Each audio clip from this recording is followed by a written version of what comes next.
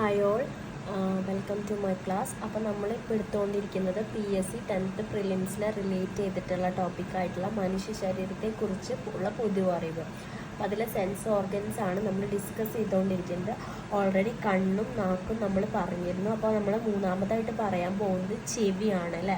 അപ്പോൾ കേൾവിക്ക് സഹായിക്കുന്ന അവയവമാണ് എന്തെന്ന് പറയുന്നത്, ചെവി എന്ന് പറയുന്നത്. അപ്പോൾ നമ്മൾ എന്താ പറയുക, ചെറിയൊരു ഫിഗർ ഞാൻ റഫ് സ്കെച്ചാണ് വരച്ചിട്ടുള്ളത്, അതെനിക്ക് മനസ്സിലാവാൻ വേണ്ടിയിട്ട്. അപ്പോൾ നമ്മൾ നല്ല ഫിഗേഴ്സ് നോക്കണമെന്നുണ്ടെങ്കിൽ 10ാം class text book, biology text ബുക്കിലെ 2ാം പാഠം നോക്കിക്കഴിഞ്ഞാൽ നമുക്ക് ഈ ചെവിയുടെ ഫിഗറൊക്കെ നമുക്ക് കാണാൻ പറ്റും. നമ്മൾ ഓരോന്ന് ഏത് ഭാഗമാണെന്ന് പറയാനാണ്. അപ്പോൾ ഞാൻ മനസ്സിലായി ചെവി കൂടെ വരുന്നത് നമുക്ക് മനസ്സിലായി. ഇത് ഇവിടെ ഞങ്ങളുടെ ഉൾഭാഗമാണ് കാണിച്ചിട്ടുള്ളത്.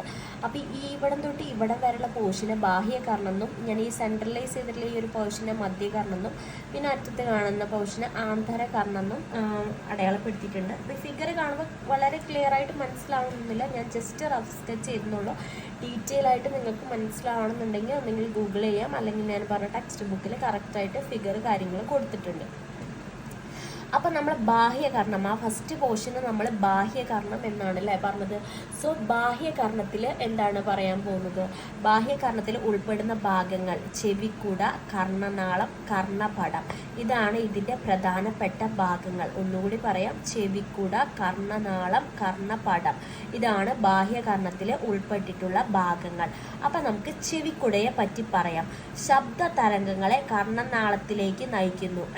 എന്താണ് അതിൻ്റെ ഫങ്ഷൻ എന്ന് പറയുന്നത്, ചെവിക്കുടയുടെ ഫങ്ഷൻ എന്ന് പറയുന്നത് എന്താണ്, ശബ്ദ തരംഗങ്ങളെ കർണനാൾ, രണ്ടാമത്തെ ഭാഗമാണ് ഞാൻ പറഞ്ഞ ചെവിയുടെ കൂടെ കഴിഞ്ഞ രണ്ടാമത്തെ ഭാഗം കർണനാളാന്ന് പറഞ്ഞു. അപ്പോൾ ശബ്ദ തരംഗങ്ങളെ കർണനാളത്തിലേക്ക് നയിക്കുന്നത് എന്താണ്, ചെവിക്കുടയാണ്. അപ്പോൾ ചെവിക്കുട ക്വസ്റ്റ്യൻ അങ്ങനെ ചോദിക്കാട്ടോ, ശബ്ദ തരംഗങ്ങളെ കർണനാളത്തിലേക്ക് നയിക്കുന്ന ബാഹ്യകർണത്തിൻ്റെ ഭാഗം ചോദിച്ചാൽ എന്താ പറയുക, ചെവിക്കുട പറയും. എങ്ങനെ വേണമെങ്കിലും ചോദിക്കാം. അടുത്തത് കർണനാളാണ് കേട്ടോ പറയുന്നത്. കർണനാളം ശബ്ദ തരംഗങ്ങളെ കർണപടത്തിലേക്ക് കൊണ്ടുപോകുന്നു. അപ്പോൾ മൂന്നാമത്തെ പാർട്ടായിട്ടുള്ള ഭാഗത്തേക്ക് അല്ലേ. ഫസ്റ്റ് പാർട്ട് ചെവിക്കുട ശബ്ദ തരംഗങ്ങളെ കർണനാളത്തിൽ എത്തിച്ചു. കർണനാളം എന്താ ചെയ്യുന്നത്, അത് കർണപടത്തിലേക്ക് കൊണ്ടുപോകുന്നു. ഇവിടെ കാണപ്പെടുന്നത് എന്തൊക്കെയാണ്, രോമങ്ങൾ, കർണമെഴുക്, ഇതൊക്കെ എന്തിലാണ് കാണപ്പെടുന്നത്, കർണനാളത്തിലാണ് നമ്മുടെ എന്ത് കാണപ്പെടുന്നത്, രോമങ്ങളും അതുപോലെ തന്നെ കർണമെഴുക് ഒക്കെ കാണപ്പെടുന്നത്. അപ്പം നമ്മൾ മൂന്നാമത്തെ കാര്യമായിട്ടുള്ള കർണപടത്തിനെ പറ്റി നോക്കാം. ഓക്കെ, മൂന്നാമത്തെ ഭാഗമായിട്ടുള്ള കർണപടം വൃത്താകൃതിയിലുള്ള നേത്ര സ്ഥലമാണ് എന്താ, നേർത്ത സ്ഥലമാണ് എന്ത്, കർണപടം. ബാഹ്യകർണത്തെയും മധ്യകർണത്തെയും വേർതിരിക്കുന്നതും ഏതാണ്, കർണപടമാണ്. ഞാൻ ഓൾറെഡി ഫിഗർ എടുത്തപ്പോൾ പറഞ്ഞു, ബാഹ്യകർണം കഴിഞ്ഞാൽ തൊട്ടടുത്ത് സ്റ്റാർട്ട് ചെയ്യുന്നതാണ് മധ്യകർണം. അപ്പോൾ ബാഹ്യകർണത്തിൻ്റെ അവസാന പാർട്ടായിട്ടുള്ള കർണപടം ആണ് മധ്യകർണത്തെയും ബാഹ്യകർണത്തെയും എന്ത് ചെയ്യുന്നത്, വേർതിരിക്കുന്നത്. പിന്നെ ശബ്ദ തരംഗങ്ങൾക്ക് കമ്പനം ഉണ്ടാവുന്നത് എവിടുന്നാണ്, കർണപടത്തിൽ വെച്ചാണ് ശബ്ദ തരംഗങ്ങൾക്ക് കമ്പനം ഉണ്ടാവുന്നത്. ഓക്കെ, അപ്പോൾ ഇത്രയാണ് നമുക്ക് ബാഹ്യകർണത്തെക്കുറിച്ച് പഠിക്കാനുള്ളത്. അടുത്തത് വരുന്നത് മധ്യകർണമാണ്. മധ്യകർണത്തിൻ്റെ ഭാഗങ്ങൾ ഏതൊക്കെയാണ്, അസ്ഥികളായിട്ട് കാണപ്പെടുന്നതാണ് മാലിയസ്, ഇൻകസ്, സ്റ്റേപ്പീസ്. 3 അസ്ഥികൾ കേട്ടോ, ഇമ്പോർട്ടൻ്റ് ആണ്, നോട്ട് ചെയ്യുക. Malleus, incus, stapes. അപ്പോൾ പിന്നെ എന്താണ് യൂസ്റ്റേക്കിയൻ നാളിയാണ് നമ്മൾ പിന്നെ കാണപ്പെടുന്നത്. അപ്പോൾ അടുത്തത് കർണപടത്തിലെ ശബ്ദ തരംഗങ്ങളുടെ കമ്പനം വർദ്ധിച്ച് ആന്തരകർണത്തിലേക്ക് അയക്കുന്നു. അപ്പോൾ അതിൻ്റെ ഫങ്ഷനാണ് പറയുന്നത്. കർണപടത്തിലെ ശബ്ദ തരംഗങ്ങൾ നമ്മൾ പറഞ്ഞു, കർണപടത്തിൽ എന്തെത്തി, ശബ്ദ തരംഗങ്ങൾ എത്തി ഏത് വഴി, ചെവിക്കുട വഴി, പിന്നെ കർണനാളത്തിലെത്തി, കർണനാളത്തിൽ കർണപടത്തിലെത്തി. അപ്പോൾ കർണപടത്തിലെ ശബ്ദ തരംഗങ്ങളുടെ കമ്പനം വർദ്ധിപ്പിച്ച് ആന്തരകർണം എന്ന് പറഞ്ഞാൽ അവസാനത്തെ പാർട്ടാണ് അല്ലേ, ആന്തരകർണത്തിലേക്ക് അയക്കുന്നു. ഇതാണ് മധ്യകർണത്തിൻ്റെ ഫങ്ഷൻ. മധ്യകർണത്തിൽ കാണപ്പെടുന്ന 3 അസ്ഥികളാണ് മാലിയസ്, ഇൻകസ്, സ്റ്റേപ്പീസ്. അപ്പം മാലിയസിൻ്റെ ആകൃതി അത് പഠിച്ചു വെക്കുക, അതൊരു ക്വസ്റ്റ്യൻ ആയിട്ട് വരാം. ചുറ്റികയുടെ ആകൃതിയാണ് എന്ത്, മാലിയസിൻ്റെ ആകൃതി. അപ്പം ഇൻകസിൻ്റെയോ, കുടക്കല്ലിൻ്റെ ആകൃതിയാണ് എന്ത്, ഇൻകസിൻ്റെ. സ്റ്റേപ്പീസിൻ്റെ കുതിര സവാരിക്കാരൻ്റെ ചെരുപ്പിൻ്റെ ആകൃതിയാണ് സ്റ്റേപ്പീസിൻ്റെ. മനുഷ്യ ശരീരത്തിൽ ഏറ്റവും ചെറിയ അസ്ഥി എന്ന് പറയുന്നത് സ്റ്റേപ്പീസ് ആണ് അല്ലേ. മനുഷ്യ ശരീരത്തിലെ ഏറ്റവും ചെറിയ അസ്ഥി എന്ന് പറയുന്നത് സ്റ്റേപ്പീസ് ആണ്. നോട്ട് ചെയ്തേക്കുക, ക്വസ്റ്റ്യൻ വരാൻ ചാൻസ് ഉള്ള ഒരു പോർഷനാണ്. മനുഷ്യ ശരീരത്തിലെ ഏറ്റവും ചെറിയ അസ്ഥി എന്ന് പറയുന്നത് സ്റ്റേപ്പീസ് ആണ്. അടുത്തത് യൂസ്റ്റേക്കിയൻ നാളി, യൂസ്റ്റേഷ്യൻ ട്യൂബ് എന്നാണ് ഇംഗ്ലീഷിൽ പറയുക. അപ്പോൾ യൂസ്റ്റേക്കിയൻ നാളിയെ പറ്റി പഠിക്കാം. ഗ്രസനിയുമായി ബന്ധപ്പെട്ട് കിടക്കുന്നു. കർണപടത്തിൻ്റെ ഇരുവശങ്ങളുമുള്ള മർദ്ദങ്ങളെ തുല്യമാക്കുന്നു. അപ്പോൾ കർണപടത്തെ പറ്റി പറഞ്ഞിരുന്നു നമ്മൾ. അപ്പോൾ കർണപടത്തിൻ്റെ ഇരുവശങ്ങളുള്ള മർദ്ദങ്ങളെ തുല്യമാക്കുന്നതാണ് എന്ത് യൂസ്റ്റേക്കിയൻ നാളിയുടെ ഫങ്ഷനായിട്ട് വരുന്നത്. ഓക്കെ, അടുത്തത് നമ്മൾ ആന്തരകർണം, മൂന്നാമത്തെ പാർട്ടായിട്ടുള്ള ആന്തരകർണത്തെ പറ്റിയാണ് പറയുന്നത്. അപ്പോൾ ആന്തരകർണത്തെ പറ്റി പറയുമ്പോൾ ഇന്റേണൽ ഇയർ എന്നാണ് ഇംഗ്ലീഷിൽ പറയുക. ഇന്റേണൽ ഇയർ സ്ഥിതി ചെയ്യുന്നത് തലയോട്ടിലെ അസ്ഥി നിർമ്മിതമായ അറയ്ക്കുള്ളിലാണ്. അപ്പോൾ ആന്തരകർണം ഇന്റേണൽ ഇയർ എവിടെയാണ് സ്ഥിതി ചെയ്യുന്നത് വെച്ചാൽ തലയോട്ടിയിലെ അസ്ഥി നിർമ്മിതമായ അറയ്ക്കുള്ളിൽ. ഈ അസ്ഥി അറയ്ക്കുള്ളിൽ നിർമ്മിതമായ അറകളുമുണ്ട്. അതൊന്ന് നോട്ട് ചെയ്ത് ജസ്റ്റ് ഒരു പോയിന്റ് പറഞ്ഞു പോലെ. സ്ഥര അറയ്ക്കുള്ളിൽ എൻഡോലിംഫ് ദ്രവം. അപ്പോൾ നമുക്ക് 2 ദ്രവങ്ങൾ പഠിക്കാറുണ്ട്, എൻഡോലിംഫും അതുപോലെ തന്നെ പെരിലിംഫും. അപ്പോൾ സ്ഥര അറയ്ക്കുള്ളിൽ കാണപ്പെടുന്നതാണ് എൻഡോലിംഫ് ദ്രവം. അല്ലെങ്കിൽ ഇങ്ങനെ ക്വസ്റ്റ്യൻ ചോദിക്കാം, എൻഡോലിംഫ് ദ്രവം എവിടെ കാണപ്പെടുന്നു? സ്ഥര അറയ്ക്കുള്ളിൽ. ഇനി സ്ഥര അറയ്ക്കും അസ്ഥി അറയ്ക്കും ഇടയിൽ കാണുന്നതാണ് എന്ത് പെരിലിംഫ് എന്ന ദ്രവം. ഓക്കെ, സ്ഥര അറയ്ക്കും അസ്ഥി അറയ്ക്കും ഇടയിൽ കാണപ്പെടുന്നതാണ് എന്ത് പെരിലിംഫ് എന്ന ദ്രവം. ഓക്കെ, അല്ലെങ്കിൽ സ്ഥര അറയ്ക്കും അസ്ഥി അറയ്ക്കും ഇടയിൽ നിറഞ്ഞിരിക്കുന്ന ദ്രവം ഏത്? പെരിലിംഫ് കേട്ടോ. ഇംഗ്ലീഷിലും പെരിലിംഫ് തന്നെയാണ്. അടുത്തത് പ്രധാന ഭാഗങ്ങൾ. ഇപ്പം നമ്മൾ ആന്തരകർണത്തിൻ്റെ പ്രധാന ഭാഗങ്ങൾ പറഞ്ഞിട്ടില്ല, നമ്മൾ ഓൾറെഡി ബാഹ്യകർണം എടുത്തപ്പോൾ പറഞ്ഞിട്ടുണ്ടായിരുന്നു. അപ്പോൾ ഇതിൻ്റെ പ്രധാന ഭാഗങ്ങൾ എന്ന് പറയുന്നത് അർദ്ധവൃത്താകാര കുഴലുകൾ, വെസ്റ്റിബ്യൂൾ, കോക്ലിയ. അർദ്ധവൃത്താകാര കുഴലുകൾ, വെസ്റ്റിബ്യൂൾ, കോക്ലിയ. അർദ്ധവൃത്താകാര കുഴലുകൾ, വെസ്റ്റിബ്യൂളുകളും ശരീര തുലന നില പരിപാലിക്കുന്നതിനും കോക്ലിയ കേൾവിക്കും സഹായിക്കുന്നു. അപ്പോൾ ഓരോന്നിൻ്റെ ഫങ്ഷനാണ് ഞാൻ അവിടെ അണ്ടർലൈൻ ചെയ്ത് വെച്ചിട്ടുണ്ട്. ഓക്കെ, അപ്പം വൃത്താകാര കുഴലുകളും വെസ്റ്റിബ്യൂളിൻ്റെയും ഫങ്ഷൻ എന്ന് പറയുന്നത് ശരീര തുലനനില പാലിക്കുന്നതിനും കോക്ലിയയുടെ ഫങ്ഷൻ എന്ന് പറയുന്നത് കേൾവിക്കും സഹായിക്കുന്നത്. അപ്പം കേൾവിക്ക് സഹായിക്കുന്ന ചെവിയുടെ ഭാഗം ചോദിച്ചാൽ കോക്ലിയ പറയണം. കോക്ലിയയുടെ ആകൃതി ഒച്ചിൻ്റെ ആകൃതി. ആ ഫിഗറിൽ ഞാൻ കറക്റ്റ് വരച്ചിട്ടില്ല, പക്ഷെ ടെക്സ്റ്റ് ബുക്കിൽ ഫിഗർ നോക്കുമ്പോൾ നമുക്ക് കറക്റ്റായിട്ട് കോക്ലിയ കാണാൻ പറ്റും. എന്താണ് ഒരു ഒച്ചിൻ്റെ ആകൃതിയിൽ വരുന്നതാണ് എന്ത് കോക്ലിയയുടെ ആകൃതി. ഓക്കെ, അപ്പോൾ ഇനി കോക്ലിയയെ പറ്റി പറയാം. കോക്ലിയയ്ക്ക് എത്ര അറകളുണ്ട്? 3 അറകളാണ് കോക്ലിയയ്ക്ക് ഉള്ളത് കേട്ടോ. കോക്ലിയയ്ക്ക് ഉള്ളത് 3 അറകളാണ്. ബേസിലർ സ്തരം കോക്ലിയയുടെ മധ്യത്തെയും താഴത്തും അറകളെ വേർതിരിക്കുന്നു. ബേസിലർ സ്തരം എന്താണെന്ന് നമുക്ക് നോക്കാം. കോക്ലിയയുടെ മധ്യത്തെയും താഴത്തെയും അറകളെ വേർതിരിക്കുന്നതാണ് എന്ത് ബേസിലർ സ്തരം എന്ന് പറയുന്നത്. അപ്പം ഞാൻ ജസ്റ്റ് ഒരു റഫ് നോട്ട് എഴുതിയതാണ്. ഇതിന്ന് എങ്ങനെ ക്വസ്റ്റ്യൻ വരുന്നത് നമുക്ക് വീഡിയോയുടെ ലാസ്റ്റ് പറയാം കേട്ടോ. ഓക്കെ, അടുത്ത ഓവൽ വിൻഡോനെ പറ്റി പറയുകയാണെങ്കിൽ സ്റ്റേപ്പീസിനോട് ചേർന്നിരിക്കുന്ന സ്തരം, പിന്നെ അസ്ഥി ശൃംഖലയിലെ കമ്പനം ആന്തരകർണത്തിലേക്ക് വ്യാപിപ്പിക്കുന്നു. അപ്പോൾ ഓവൽ വിൻഡോ ഡെഫിനേഷനൊക്കെ കറക്റ്റ് ടെക്സ്റ്റ് ബുക്കിൽ കൊടുത്തിട്ടുണ്ട് കേട്ടോ. അടുത്ത റൗണ്ട് വിൻഡോ കോക്ലിയയ്ക്കകത്തുള്ള ദ്രവത്തിൻ്റെ ചലനത്തെ സഹായിക്കുന്നു. അപ്പോൾ കോക്ലിയയ്ക്കകത്തുള്ള ദ്രവത്തിൻ്റെ ചലനത്തെ സഹായിക്കുന്നതാണ് എന്ത് റൗണ്ട് വിൻഡോ എന്ന് പറയുന്നത്. ഇപ്പം നമ്മളൊരു ചെവി ശബ്ദം കേട്ട് നമ്മളത് എങ്ങനെ ശബ്ദം നമ്മൾ തിരിച്ചറിയുമ്പോൾ നമ്മൾ ഓരോ കേസ്, ഇപ്പം നാക്കിൻ്റെ കേസ് എടുത്തപ്പോൾ എങ്ങനെ നമ്മളത് ടേസ്റ്റ് നമ്മൾ അറിയണു എന്നുള്ള ആ ഒരു ഫങ്ഷൻ കൂടി ഇൻക്ലൂഡ് ചെയ്തിട്ടുള്ള കാര്യം പറഞ്ഞു. അതുപോലെ കണ്ണ് നമ്മൾ എങ്ങനെ കാണുന്നു, നെർവസ് വഴി നമ്മളതങ്ങനെ തിരിച്ചറിഞ്ഞ് നമുക്കത് എങ്ങനെ പറ്റുന്നു എന്നുള്ള ആ ഒരു സ്റ്റേജ് നമ്മൾ പറഞ്ഞു. അതുപോലെ തന്നെ നമ്മൾ ചെവി കേൾക്കുന്നത്, ശബ്ദം വന്ന് ചെവിയിൽ അടിച്ച്, ഇപ്പം ഞാൻ പറഞ്ഞു ശബ്ദ തരങ്ങളെ എന്ത് ചെയ്യുന്നുണ്ട് അല്ലേ, നമ്മൾ ഓരോ പാർട്ടിലേക്ക് ഇങ്ങനെ നയിക്കുന്നുണ്ട്. അപ്പം അങ്ങനെ ലാസ്റ്റ് സെറിബ്രത്തിലെത്തി കേൾവി ഉടലെടുക്കുന്ന ഒരു കാര്യം നമ്മൾ ടെക്സ്റ്റ് ബുക്ക് വായിച്ചാൽ നമുക്കത് ആ ഒരു ഫംഗ്ഷൻ അത് അത്ര വലിയ രീതിയിലൊന്നുമില്ല, നമുക്ക് അറിയാം അല്ലേ. അപ്പം നമ്മൾ ഓരോ സ്റ്റെപ്പിൽ പഠിച്ചു, ഓരോ രീതിയിൽ നിന്ന് എന്ത് ചെയ്തു, ശബ്ദ തരംഗങ്ങൾ അങ്ങോട്ട് പോയി, പിന്നെ അവിടെ നിന്ന് അങ്ങോട്ട് പോയി, പിന്നെ അവിടെ എത്തി ഇങ്ങനെ ചെയ്തു, പിന്നെ അവിടെ ഇത്ര ദ്രവങ്ങളുണ്ട് അല്ലെങ്കിൽ അവിടെ ഇത്ര അസ്ഥികളുണ്ട്, അസ്ഥികളുടെ കാര്യങ്ങളും ഡീറ്റെയിലൊക്കെ ആയിട്ട് നമ്മൾ പഠിച്ചു. അങ്ങനെ ലാസ്റ്റ് നമുക്ക് എന്ത് ചെയ്യുന്നു, നമുക്ക് ശബ്ദം കേൾക്കുന്നു. ഓക്കെ, അപ്പം നമ്മൾ ഇനി ഇതിനെ റിലേറ്റ് ചെയ്തിട്ട് നമുക്ക് എന്തൊക്കെ ക്വസ്റ്റ്യൻസ് എങ്ങനെയൊക്കെ വരാം എന്നുള്ളതാണ്. ഇത് ഞാൻ ജസ്റ്റ് ചെവിയെ കുറിച്ചിട്ടുള്ള ഒരു ക്ലാസ് എൻ്റെ നോട്ട്, റഫ് നോട്ടാണ്. പിന്നെ നിങ്ങൾക്ക് ഡീറ്റെയിൽ ആയിട്ട് പഠിക്കണമെന്നുണ്ടെങ്കിൽ അല്ലെങ്കിൽ വായിച്ചു നോക്കുക, അതിലുള്ള കാര്യം തന്നെയാണ് ഇതിൽ എഴുതിയിട്ടുള്ളത്. 10ാം ക്ലാസ് 10th സ്റ്റാൻഡേർഡ് പാഠം 2 എടുത്ത് കഴിഞ്ഞ് കഴിഞ്ഞാൽ അതിൽ നമ്മൾ ഈ പറയുന്ന ഓർഗൻസിനെ കുറിച്ചിട്ടൊക്കെ പറയുന്നുണ്ട്. അപ്പോൾ നമ്മളിങ്ങനെ ക്വസ്റ്റ്യൻ ചോദിക്കാമെന്ന് വെച്ച് കഴിഞ്ഞാൽ ക്ലിയർ ആവണമെന്ന് വിചാരിക്കുന്നു. ചെവികളെ കുറിച്ചുള്ള പഠനം ഓട്ടോളജിയാണ് കേട്ടോ, നോട്ട് ചെയ്യുക. ചെവികളെ കുറിച്ചുള്ള പഠനം ഓട്ടോളജി. ഇനി കേൾവിയെ കുറിച്ചുള്ള പഠനം ഓഡിയോളജി. രണ്ടും അങ്ങോട്ടും ഇങ്ങോട്ടും മാറിപ്പോകരുത്. കേൾവിയെ കുറിച്ചുള്ള പഠനം ഓഡിയോളജി കേട്ടോ. നമ്മൾ ഓഡിയോ കേൾക്കുന്നതിന് എന്താ പറയുക, ഓഡിയോ ആണ്. അപ്പം അതങ്ങനെ ചിന്തിച്ച് വെച്ചാൽ മതി. അടുത്തത് ശരീരത്തിൻ്റെ തുലന നില പാലിക്കാൻ സഹായിക്കുന്ന അവയവം എന്താണ്, ചെവി കേട്ടോ. തുലന നില നമ്മൾ ഇപ്പോൾ ബാലൻസ് അങ്ങനെ കാര്യങ്ങളൊക്കെ ഇങ്ങനെ ഓർത്ത് വെച്ച് കഴിഞ്ഞാൽ തന്നെ നമുക്ക് എന്താ ചെവി എന്ന് പറയാം അല്ലേ.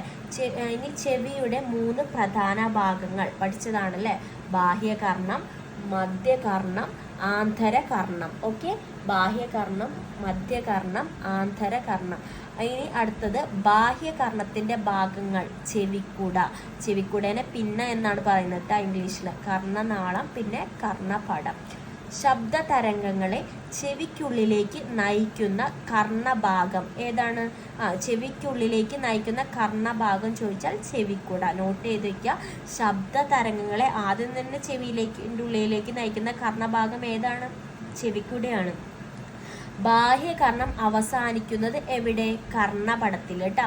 ബാഹ്യകർണം ഞാൻ പറഞ്ഞു, കർണപടത്തിൻ്റെ 3ാമത്തെ പാർട്ടാണ് ഇത് കർണപടം എന്ന് പറയുന്നത്. അപ്പോൾ ക്വസ്റ്റ്യൻ ഇങ്ങനെയൊക്കെയാണ് ചോദിക്കുക, നിങ്ങൾക്ക് മനസ്സിലായി. ശബ്ദ തരംഗങ്ങൾ അനുസരിച്ച് കമ്പനം ചെയ്യുന്ന സ്ഥലം കർണപടം. കമ്പനം ചെയ്യുന്നത് എവിടെയാണ്, കർണപടത്തിൻ്റെ ഭാഗത്താണ് ഞാൻ പറഞ്ഞു പോയത് അല്ലേ. ശബ്ദ തരംഗങ്ങൾ അനുസരിച്ച് കമ്പനം ചെയ്യുന്ന സ്ഥലം കർണപടം. പിന്നെ കർണപടത്തിന് ഇരുവശവും വായുമർദ്ദം ക്രമീകരിക്കാൻ സഹായിക്കുന്നത് യൂസ്റ്റോക്കിയൻ നാളി. നമ്മൾ എടുത്തപ്പോൾ തന്നെ ഞാൻ യൂസ്റ്റോക്കിയൻ നാളിയുടെ ഫങ്ഷൻസ് പറഞ്ഞിട്ടുണ്ടായിരുന്നു. ഓക്കെ, നോട്ട് ചെയ്തെന്ന് വിചാരിക്കുന്നു. അടുത്തത് ചെവിക്കുള്ളിലെ സവിശേഷ ഗ്രന്ഥികളായ മെഴുകു ഗ്രന്ഥികൾ കാണപ്പെടുന്നത് കർണനാളത്തിൽ. ഞാൻ പറഞ്ഞു കർണനാളത്തിൽ എന്തൊക്കെ കാണപ്പെടുന്ന രോമങ്ങളും കാര്യങ്ങളും ഞാൻ പറഞ്ഞിരുന്നു. അതുപോലെ തന്നെ മെഴുക് ഗ്രന്ഥികളും കേട്ടോ. മധ്യകർണത്തെ ഗ്രസനിയുമായി ബന്ധിപ്പിക്കുന്ന കുഴൽ യൂസ്റ്റോക്കിയൻ നാളി. മധ്യകർണത്തെ ഗ്രസനിയുമായി ബന്ധിപ്പിക്കുന്ന കുഴൽ യൂസ്റ്റോക്കിയൻ നാളി.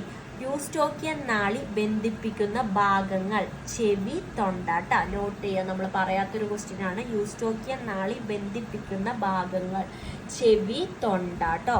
മധ്യകർണത്തെ മധ്യകർണത്തിലെ അസ്ഥികൾ മാലിയസ്, ഇൻകസ്, സ്റ്റേപ്പീസ്. ഇമ്പോർട്ടൻ്റ് ആയിട്ടുള്ള ക്വസ്റ്റ്യൻ, ഒരുപാട് വട്ടം ഇതിൻ്റെ ഭാഗത്തുനിന്ന് ക്വസ്റ്റ്യൻ ചോദിച്ചിട്ടുണ്ട്.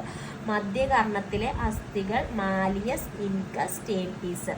ചുറ്റികയുടെ ആകൃതിയിലുള്ള മധ്യകർണത്തിലെ അസ്ഥി മാലിയസ്. ചുറ്റികയുടെ ആകൃതിയിലുള്ള മധ്യകർണത്തിലെ അസ്ഥി മാലിയസ്. കുടക്കല്ലിൻ്റെ ആകൃതിയിലുള്ള മധ്യകർണത്തിലെ അസ്ഥി ഇൻകസ്. കുടക്കല്ലിൻ്റെ ആകൃതിയിലുള്ള മധ്യകർണത്തിലെ അസ്ഥി ഇൻകസ്. കുടക്കല്ലിൻ്റെ ആകൃതിയിലുള്ള മധ്യകർണത്തിലെ അസ്ഥി ഇൻകസ്. കുതിര സവാരിക്കാരൻ്റെ പാദധാരയുടെ ആകൃതിയിലുള്ള മധ്യകർണത്തിലെ അസ്ഥി സ്റ്റേപ്പീസ്. ഉത്തരം സ്റ്റേപ്പീസ്. കുതിര സവാരിക്കാരൻ്റെ പാദധാരയുടെ ആകൃതിയിലുള്ള മധ്യകർണത്തിലെ അസ്ഥി. ഉത്തരം സ്റ്റേപ്പീസ്. ശരീരത്തിലെ ഏറ്റവും ചെറിയ അസ്ഥി സ്റ്റേപ്പീസ്. അതുകൂടി നോട്ട് ചെയ്യാം കേട്ടോ. സ്റ്റേപ്പീസ് എടുത്തപ്പോൾ പറയാൻ വിട്ടുപോയതാണ്. ശരീരത്തിലെ ഏറ്റവും ചെറിയ അസ്ഥിയാണ് ഏത്, സ്റ്റേപ്പീസ് എന്ന് പറയുന്നത്. ആന്തരകർണത്തിൻ്റെ ഭാഗങ്ങൾ നമ്മൾ പറഞ്ഞ ക്വസ്റ്റ്യൻ ആണ്. അർദ്ധവൃത്താകൃതിയിലുള്ള കുഴലുകൾ വെസ്റ്റിബ്യൂൾ, കോക്ലിയ. അർദ്ധവൃത്താകൃതിയിലുള്ള കുഴലുകൾ വെസ്റ്റിബ്യൂൾ, കോക്ലിയ. ഓക്കെ, ക്ലിയർ ആയെന്ന് വിചാരിക്കുന്നു.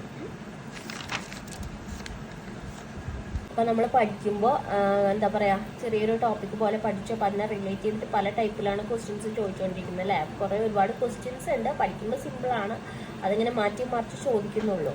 അപ്പോൾ ശരീരത്തിലെ തുലന നില പാലിക്കുന്നതിന് സഹായിക്കുന്ന ആന്തരകർണത്തിലെ ഭാഗങ്ങൾ പൊതുവെ അറിയപ്പെടുന്ന പേര് വെസ്റ്റിബ്യുലാർ അപ്പാരറ്റസ്. എന്താണ് വെസ്റ്റിബ്യുലാർ അപ്പാരറ്റസ്? നോട്ട് ചെയ്ത് വെക്കുക, കേൾക്കാത്തൊരു ക്വസ്റ്റ്യൻ അല്ലേ. വെസ്റ്റിബ്യൂളിന്റെ 2 ഭാഗങ്ങൾ യൂട്രിക്കിളും സാക്യൂളും. വെസ്റ്റിബ്യൂളിന്റെ 2 ഭാഗങ്ങൾ യൂട്രിക്കിളും സാക്യൂളും. ഓക്കെ, അടുത്തത് വെസ്റ്റിബ്യൂളിലെ ചുണ്ണാമ്പ് തരികൾ ഓട്ടോലിത്ത് ആണ് എന്ത്? വെസ്റ്റിബ്യൂളിലെ ചുണ്ണാമ്പ് തരികൾ. ഇനി ശ്രവണത്തിന് സഹായിക്കുന്ന ചെവിയുടെ ഭാഗം കോക്ലിയാണ് കേട്ടോ.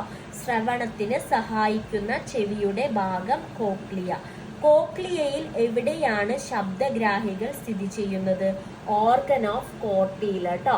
കോക്ലിയയിൽ എവിടെയാണ് ശബ്ദഗ്രാഹികൾ സ്ഥിതി ചെയ്യുന്നത്? Organ of Corti. Okay, clear ആയെന്ന് വിചാരിക്കുന്നു. അടുത്തത് മനുഷ്യന് കേൾക്കാൻ സാധിക്കുന്ന ശബ്ദത്തിന്റെ പരിധി. നോട്ട് ചെയ്ത് വെക്കുക, മനുഷ്യന് കേൾക്കാൻ സാധിക്കുന്ന ശബ്ദത്തിന്റെ പരിധി 20 ഹെർട്സ് ടു 20,000 ഹെർട്സ് ആണിനും ഇടയിൽ കേട്ടോ. 20 ഹെർട്സ് ടു 20,000 ഹെർട്സ് ഇടയിൽ എന്നാണ് ഉത്തരം വരുന്നത്.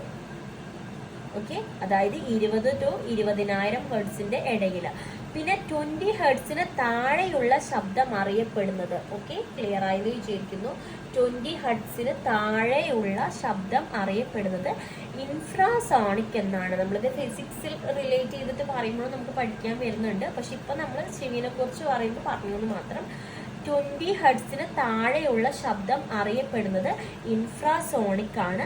20 ഹെർട്സിന് മുകളിലുള്ള ശബ്ദം അറിയപ്പെടുന്നത് അൾട്രാസോണിക് എന്നാണ്. 20 ഹെർട്സിന് മുകളിലുള്ള ശബ്ദം അറിയപ്പെടുന്നത് എന്താണ്? അൾട്രാസോണിക് ആണ്.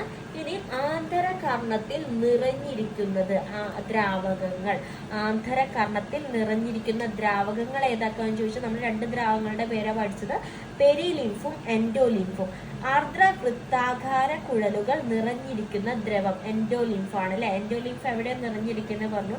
ഇനി ചെവി, മൂക്ക്, തൊണ്ട, അതായത് ENT എന്ന് പറയും, നമ്മൾ കേട്ടിട്ടുള്ളതാ. എന്നിവയെ കുറിച്ചുള്ള പഠനം ശാസ്ത്രശാഖ ഓട്ടോലാരിങ്കോളജി ആണ് എന്ത്?